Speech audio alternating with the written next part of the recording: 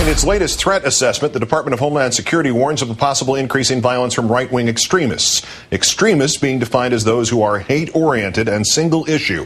Our third story, Michelle Malkin, the Manatee, and their ilk have decided this assessment must be referring to them. Remember, just because you're paranoid does not mean they are out to get you.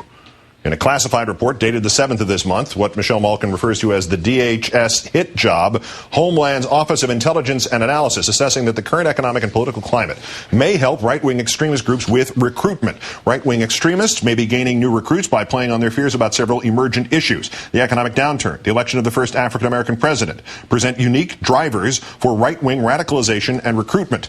The potential mobilizing issues for such recruitment, immigration and citizenship, the expansion of social programs to minorities, and restrictions on firearms ownership and use.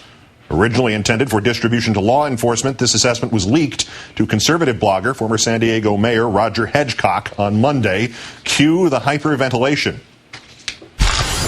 So what you have here, you have a report from Janet Napolitano and Barack Obama, Department of Homeland Security, portraying standard, ordinary, everyday conservatives as posing a bigger threat to this country than al-Qaeda terrorists or genuine enemies of this country like Kim Jong-il. Wait a minute, they wouldn't write anything about Kim Jong-il like this.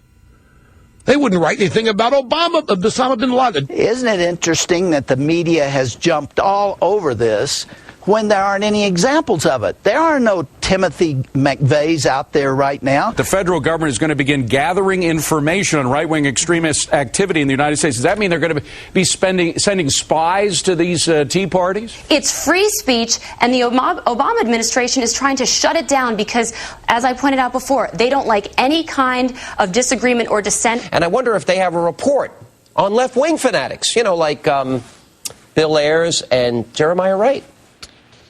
As Jonah Goldberg, who is smarter than Sean Hannity, wondered why the word left-wing or the phrase left-wing had never been used in previous DHS assessments, Mr. Goldberg's own readers had to point out to him in April 2001, the Department of Energy released a report titled Left-Wing Extremism, the Current Threat. Also, January 26, 2009, 6 days into the Obama administration, DHS filed this assessment, left-wing extremists likely to increase use of cyber attacks over the coming decade.